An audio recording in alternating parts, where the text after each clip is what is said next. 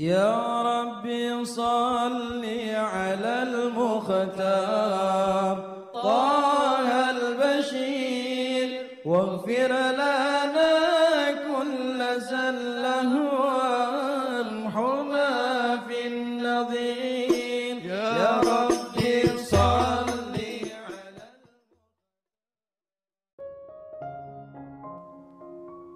Bismillahirrahmanirrahim. Alhamdulillahirabbil alamin. Allahumma salli wa sallim ala sayyidina Muhammadin wa ala ali sayyidina Muhammadin miftahi babi rahmatillah adada ma fi ilmillah salatan wa salaman daimaini bidawami mulkillah.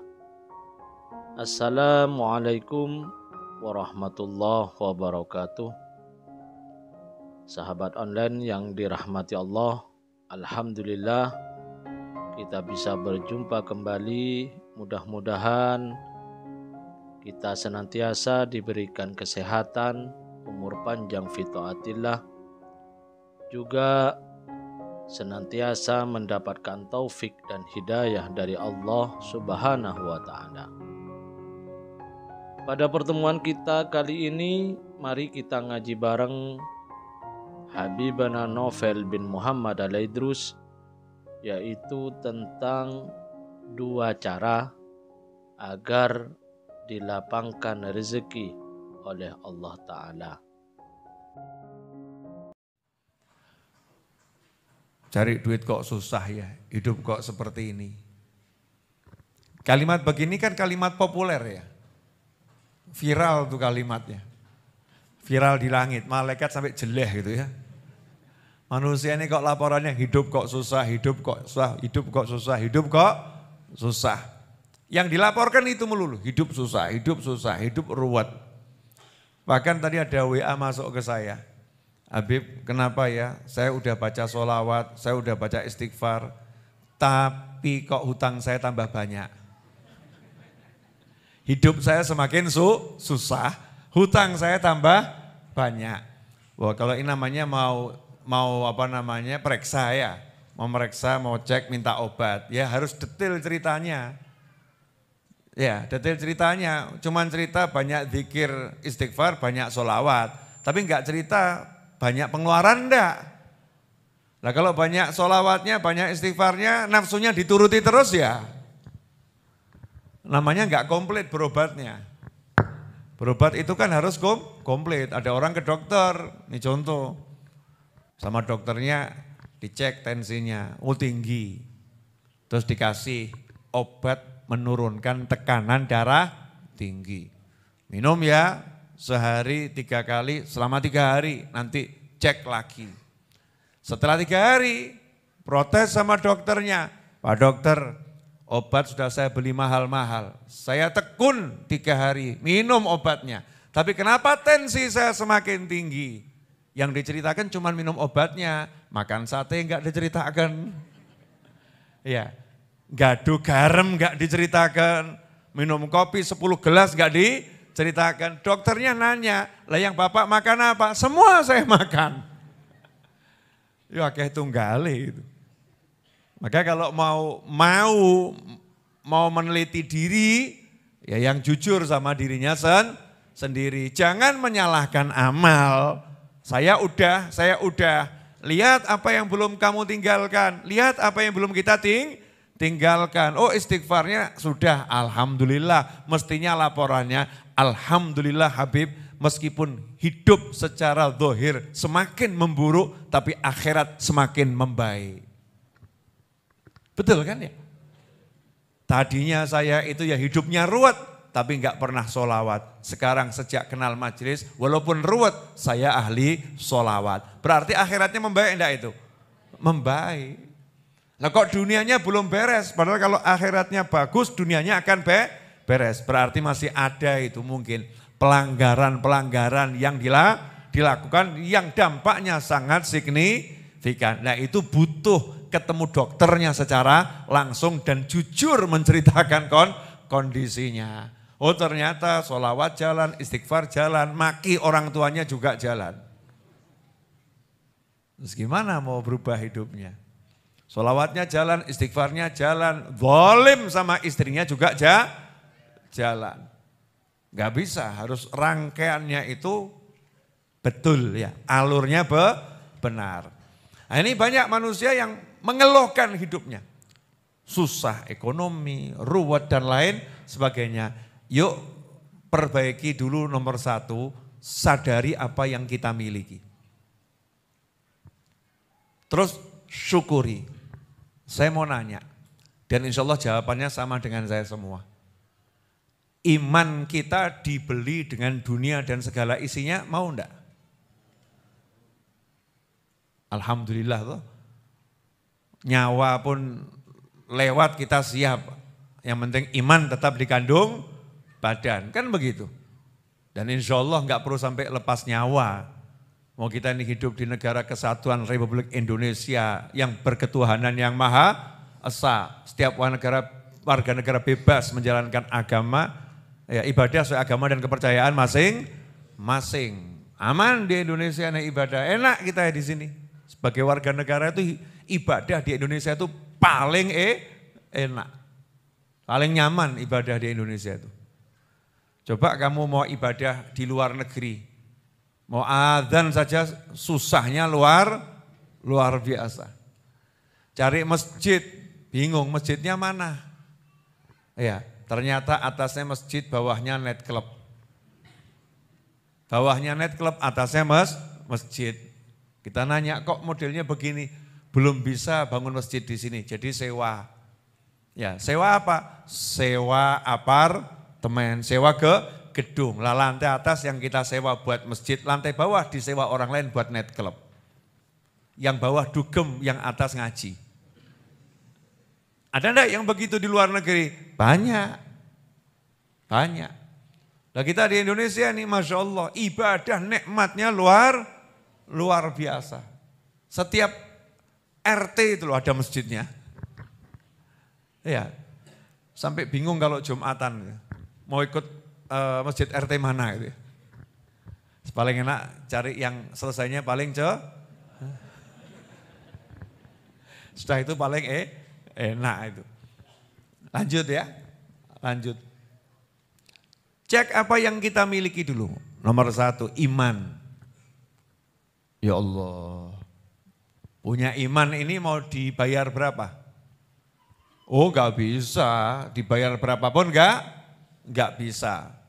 Alhamdulillah saya kaya karena saya beriman pada Allah dan Nabi Muhammad sallallahu alaihi wasallam.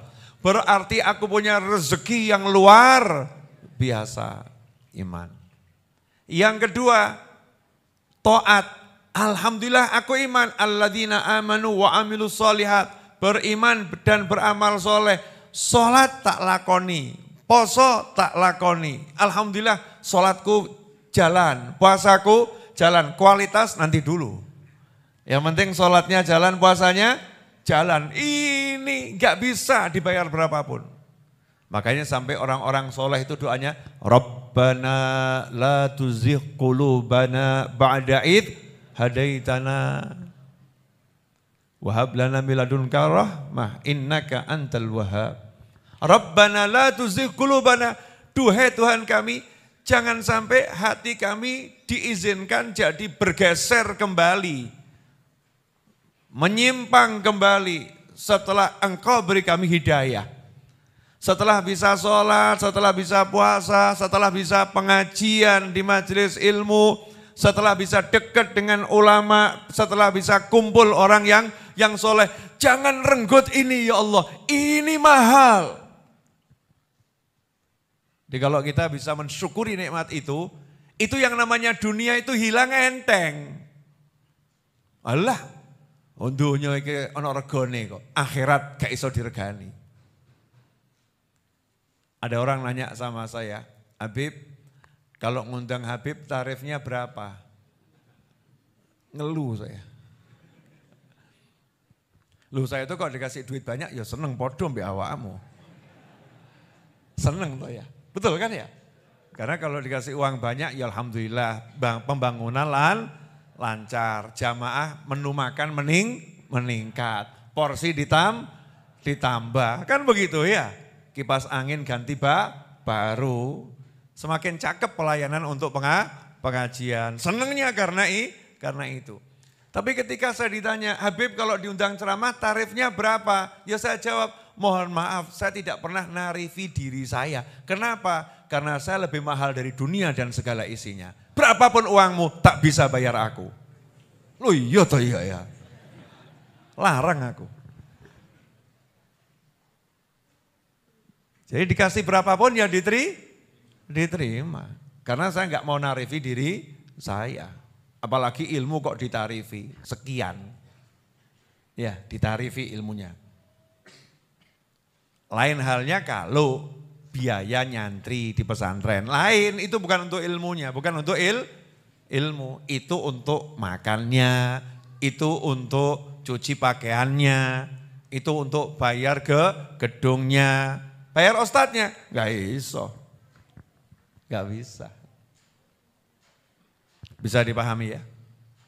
Nah, berarti kalau kita bisa duduk kumpul begini nih, tiap Jumat begini, mau dibayar berapa ini? Mohon maaf, ada orang yang gara-gara urusan dunia hilang majelis ilmunya. Seberapa besar dunia yang kamu dapat? Berapa harganya dunia itu?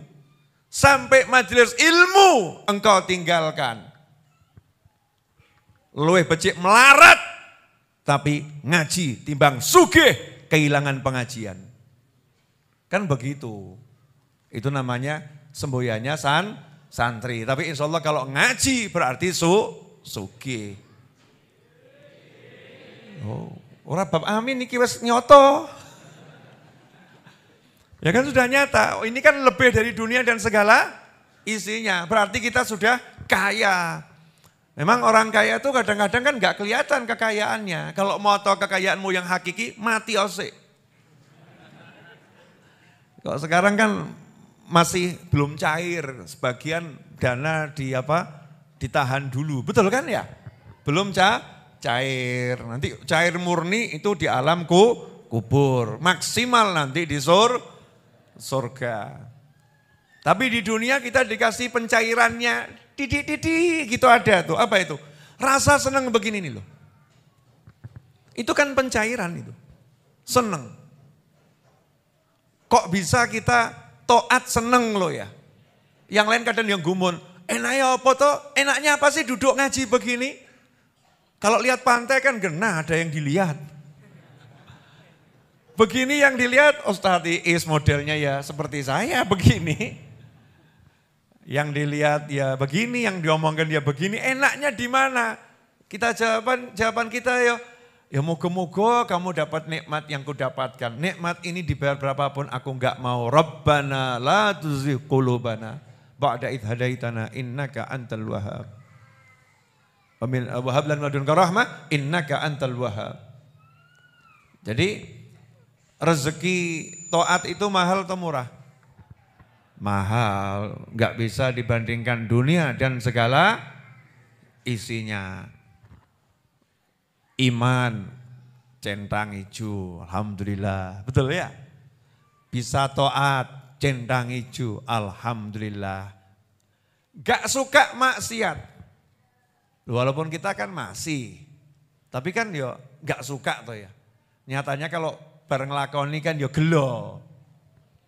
Kalau habis ngelakoni gelo ya, gelo itu apa? Hah? Nyesel ya. Nah, ternyata kita setelah maksiat, naudzubillah min dzalik, kita bukan bahagia, ada penyesalan. Ini kan berarti kita orang-orang yang gak suka maksiat. Alhamdulillah, saya ini kok golongan taat. Gak suka maksiat berarti golongan taat. Alhamdulillah, alhamdulillah, alhamdulillah.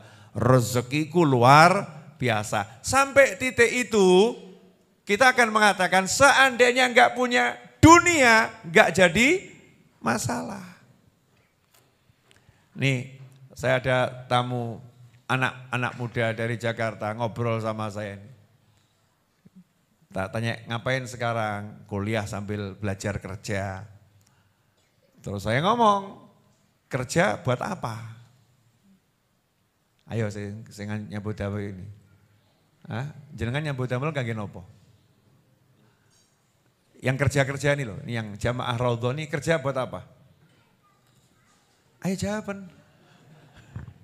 Ini pengangguran semua depan saya. Yang di rumah nih, kerja buat apa? Buat hidup. Jadi orang hidup harus kerja. Bayi enggak kerja hidup. Ayo. Buat apa kerja? Kamu loh kerja buat apa?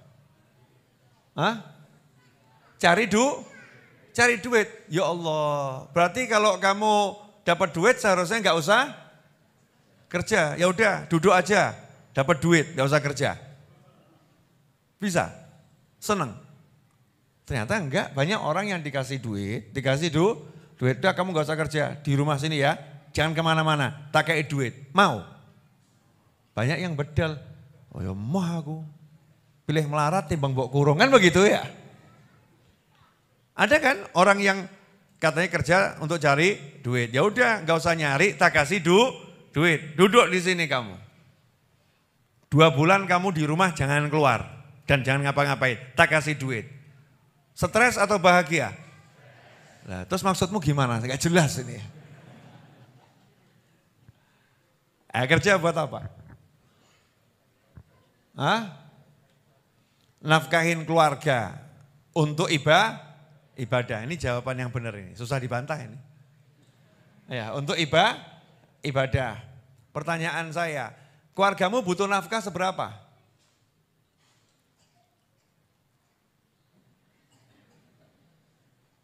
Ternyata setelah yang didapat lebih dari nafkah, nyatanya tetap kerja.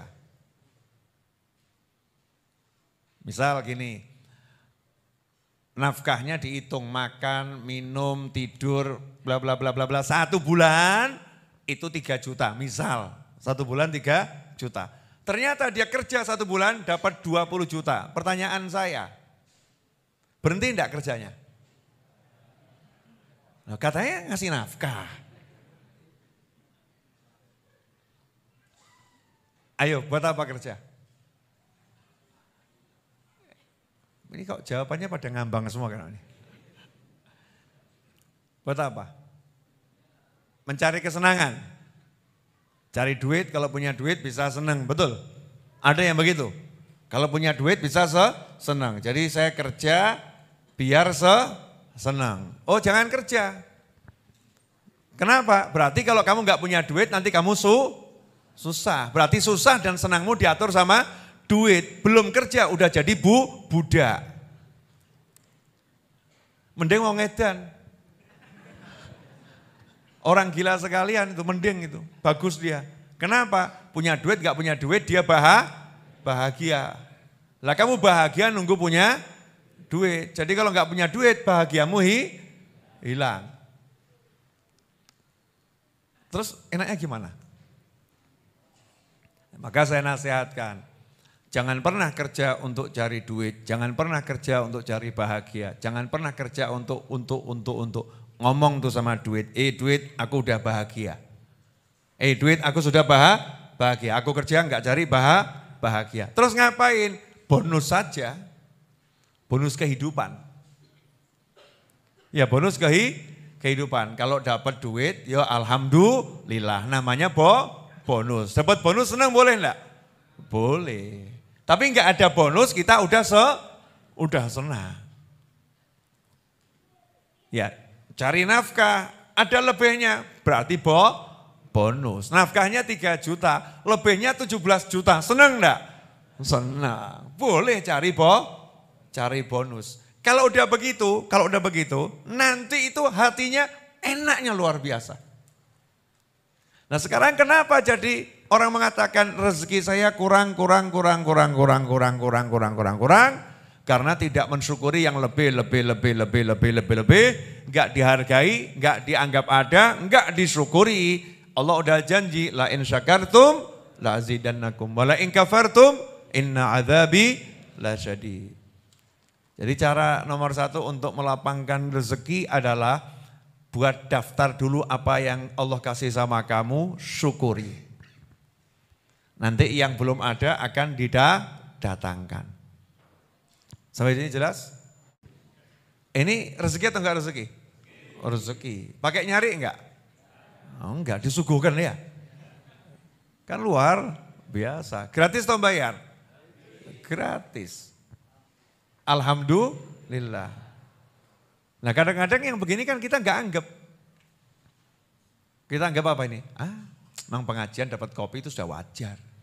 Kan rada kurang ajar awakmu.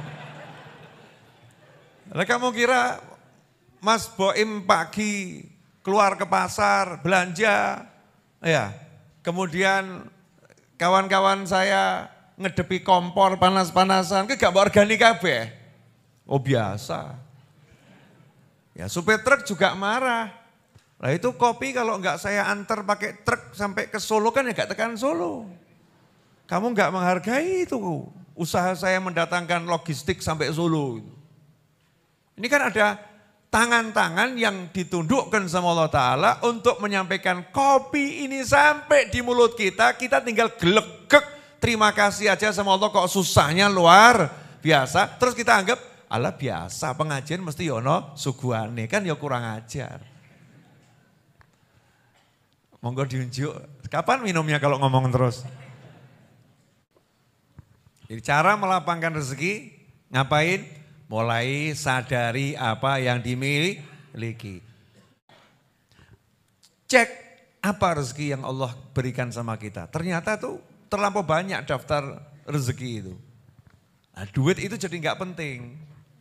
Walaupun kita membutuhkannya untuk melangsungkan kehidupan. Nah begitu tahu duit ini nggak penting, duit ini kita cuekin. Nah itu bahasanya ya, duit ini kita cuekin, duitnya mulai ngerayu. Kamu bener nggak mau saya? Ngerti-ngerti moro duitnya, ding ding ding ding ding. Oh mau, ambil. Tapi sama nyuekin, des gitu, nyantai. Kalau udah nggak ditaruh di hati, maka akan menghampiri. Iya, kalau nggak ditaruh di hati akan menghampiri. Itu resepnya begitu, caranya begitu. Sampai di sini jelas? Nah, termasuk diantaranya adalah dengan kita melapangkan urusannya orang lain. Melapangkan urusannya orang lain. Nanti kalau kita melapangkan urusannya orang lain, urusan kita itu akan dilapangkan sama Allah Subhanahu wa Ta'ala. Contoh, di sini ada enggak yang belum nikah? Ada. Pengen enggak nikah? Pengen ya, yang sudah jangan teriak-teriak, udah. Ini saya nanya yang belum ya, yang belum. Nah kalau kamu pengen nanti nikahmu lancar, kalau ada temenmu mau nikah, kamu bantu biar nikahnya dia lancar. Jangan tambah mbak kompori calon mertua nih. Pak, yakin milih dia jadi mantu? Yakin Pak? Yang lain banyak loh sebetulnya yang ngantri sama anak bapak. Bapak yakin pilih dia? Yakin. Loh orangnya memang baik Pak, tapi yakin. Ini kompor atau enggak kompor nih? Kompor ini. Ini yang model begini nanti nikahnya juga akan begitu. Begitu dia mau ngelamar anak orang, calon mertuanya ada yang bisi juga. Yakin BDE. Tapi kalau ada orang baik melamar anaknya orang gitu ya. Terus kita kok jadi yang membantu melancarkan agar itu terwujud pernikahan dengan segera. Bapaknya tadi di BCI calon mertuanya, cari orang baik seperti dia susah. Segera aja itu dinikahkan, bejo anakmu, Masya Allah. Ya padahal ini modus sok ben aku dingono gitu ya. Melapangkan urusannya orang akan dilapangkan. Nah ini ada lagi yang modelnya tuh kalau di jalan ruwet terus hidupnya mau lapang. Contoh naik motor. Nah, ini oknum ya oknum naik motor. Mungkin kita pernah jadi oknum ini. Di klakson mobil di belakang tin tin tin mobil butuh jalan. Setan masuk ke telinga kita, masuk ke dalam hati. Orang kaya sombong jangan beri jalan. Langsung nengah. Wah. Tin, tin, tin, tambah speednya dikurangi. Harap apa? Wah. Masya Allah. Mobilnya mau nyalip dari kiri, lihat spion kok mau dari kiri, ngeng. Nah, kiri. Mau kanan, ngeng. Kanan. Lumayan 20 menit ngerjain satu mobil. Baru dari naik motor saja kita sudah buat susah mobil. Gitu kok mau rezekinya lancar. Nanti rezeki kita ada yang halang-halang itu. Udah tinggal jadi, ngeng. Ada yang nutupi. Kenapa? Karena hidup kita gak memberikan kelapangan sama orang lain. Beda sama orang, tin, monggo. Kalau perlu dia parkir, krek, silakan Pak. Saking pengen melapangkan orang ya, monggo. Pengen melapangkan. Ini yang model begini nanti hidupnya akan dilapangkan oleh Allah Subhanahu wa ta'ala. Resepnya itu aja, gampang. Nah, coba lihat itu. Para kiai itu kan rumahnya tambah jembar ya. Betul kan? Karena nggak pernah tego kalau lihat jamaah pengajian duduknya nggak enak. Sakno ini bapak-bapak kok sudah duduknya terhimpit. Minta sama Allah, ya Allah tolong beri tempat biar duduknya jadinya nyaman. Karena niatnya pengen buat orang nyaman, lapang, ya sama Allah dikasih. Dikasih. Lah kadang kita ini kebisikan setan. Ya, temennya ngajak keluar makan. Ya, ngajak keluar makan. Kalau kita pengen lapang, ya pengen lapang. Walaupun kita tahu teman kita punya duit. Lah mbok etok-etok didik gitu ya. Ya, gaya-gaya dikit, pengen melapangkan biar teman kita nanti itu bayarnya gampang ya. Pergi ke kasir toh. Pergi kasir titip. Iya. Bayarnya itu habisnya kira-kira 300.000, titipnya 500.000. Begitu temannya moro udah lunas. Loh kamu tak traktir kok. Tambah mbok bayari piye? Enggak apa-apa. Sesekali aku yang bayarin. Kan nomor rekening udah jelas. Modus namanya itu. Itu namanya modus. Karena kita bantu melapangkan orang gitu. Ya semoga dilapangkan. Kadang-kadang ini kita kalau di rumah makan nih ya, kadang-kadang loh ya. Peh bayar terus sok dadi wong gak duwe akhlak. Mas, iya. Ini piringnya mana piringnya? Piringnya mana? Oh iya Pak, kasih piringnya 3. Sudah pergi orangnya. Kok cuma 3? Ini kan orangnya 5. Mana yang 2 lagi? Sebentar Pak, datang 2, kasih 5. Mas, tambahan piring 3 lagi. Kan ruwet lagi ya. Ruwet. Kalau mau minta piring kalau bawa langsung tuh. Wongi 5 ya, butuh 7. Mas tolong minta tambahan piring ya. Jadi tolong siapkan piring tuh 7. Sekali jalan. Namanya memberikan kelapangan sama orang yang bekerja. Ini kalau kita ngasih kelapangan sama orang lain, hidup kita dilapangkan sama Allah Ta'ala. Itu udah rumus. Jadi gimana ya bahasanya? Pakai bahasa modern boleh. Ya. Allah itu punya sistem. Kalau bahasa syariatnya sunnatullah. Ya, sunnatullah fil alam. Di alam ini Allah punya sistem. Hukumnya Allah di jagat raya ini yang Allah berlakukan kepada seluruh makhluknya Allah. Saling terintegrasi itu. Jadi kalau kita itu menyenangkan orang, sistemnya Allah, orang akan otomatis diperintahkan Allah menyenangkan kita. Kalau kita itu membantu orang, sistemnya Allah otomatis Allah akan perintahkan orang membantu kita. Kalau kita ngeruweti orang, sistemnya Allah otomatis orang akan diperintahkan Allah ruwet terhadap kita. Jadi kalau sampai rezeki kita itu kok seret, ya cek. Kamu sama istrimu seret enggak? Hitung-hitungan. Ojo nganti roh. Nah. Lain loh kalau jaga biar enggak boros sama pelit itu beda. Sama orang tuamu seret enggak nih? Sama orang tuanya seret enggak nih? Sama temennya, ya waktu nyugui temennya makan gitu ya. Pas model ngene iki kayak tempe cukup gitu ya. Seret. Nah, kalau kita seret sama orang lain, ya Allah akan membuat kita seret. Itu sistem. Itu sistem. Makanya kenapa para kiai kok hidupnya tampaknya asyik gitu ya. Kenapa? Karena semua orang lain asyik aja, gak pernah ruwet. Asyik gitu. Lomo, asyik, menyenangkan.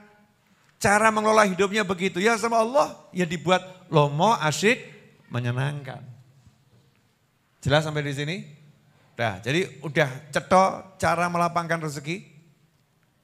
Mudah atau susah? Mudah. Nah, tinggal praktek. Ya, tinggal praktek. Prakteknya harus dilakukan secara istiqomah. Ya, istiqomah.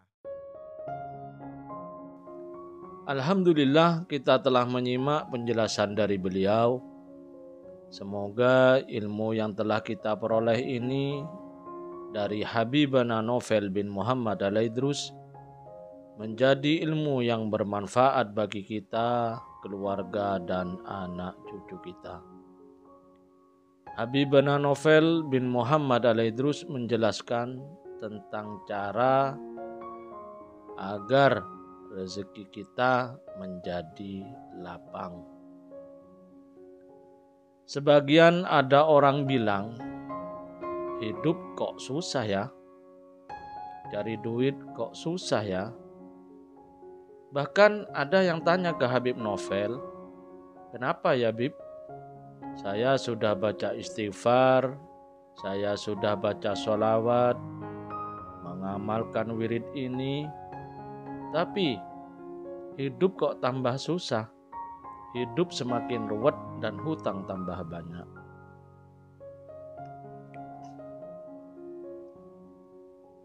Habibana Novel bin Muhammad Al-Idrus menjelaskan tentang kasus di atas. Kenapa hal di atas bisa terjadi? Mari cek diri kita. Terkadang karena masih ada larangan-larangan yang belum ditinggalkan. Misal maksiatnya masih jalan, masih menuruti hawa nafsunya, dan lain sebagainya. Seperti orang yang berobat untuk sakit darah tingginya. Obat dari dokter sudah diminum, namun makan satenya tetap dijalankan. Jadi jangan menyalahkan amal baik yang kita kerjakan. Dan semestinya kita berucap Alhamdulillah meskipun hidup memburuk, tapi akhirat semakin membaik. Selain itu yang membuat hidup kita sering susah, yaitu karena kurangnya kita bersyukur atas pemberian Allah Ta'ala yang jumlahnya banyak sekali. Kita lalai, bahkan seringkali kita menganggapnya bukan sebuah nikmat. Jadi di antara cara melampangkan rezeki adalah membuat daftar pemberian Allah Ta'ala yang ada pada diri kita. Kemudian syukuri nikmat-nikmat tersebut. Dengan cara tersebut, Allah Ta'ala akan menambah nikmat-nikmatnya kepada kita. La in syakartum la azidannakum wa la in kafartum inna azabi lasyadid. Syukuri yang ada, maka Allah akan memberimu yang belum ada. Selanjutnya, agar rezeki kita dilampangkan oleh Allah Ta'ala, yaitu dengan cara melapangkan atau memudahkan urusan orang lain. Dengan memudahkan urusan orang lain, maka Allah Ta'ala akan memudahkan urusanmu. Semoga kita bisa memahami dan senantiasa mengamalkan dari apa yang telah beliau sampaikan, Dan mudah-mudahan segala hajat baik kita segera dikabulkan, segera diwujudkan oleh Allah Ta'ala. Segala masalah yang mampir dalam hidup kita segera dihilangkan, diganti dengan hidup yang berkah, penuh dengan ketaatan, kebahagiaan, dan ketenangan. Amin ya rabbal alamin. Wallahu a'lam bishawab. Semoga barokah dan manfaat. Assalamualaikum warahmatullahi wabarakatuh.